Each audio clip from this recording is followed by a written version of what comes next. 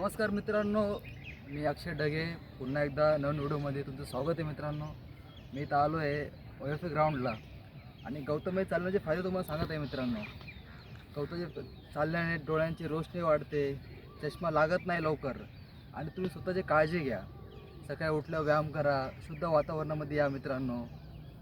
तर स्वतः काळजी घेणं तर गरजेचं आहे मित्रांनो. व्यायाम करा आणि आपण जसं 7 दिवस जेवण करतो बरोबर, एक दिवस पोटाला तुम्ही आराम द्या, योगा करा, कराटे शिका, मेडिटेशन ध्यान करा मित्रांनो.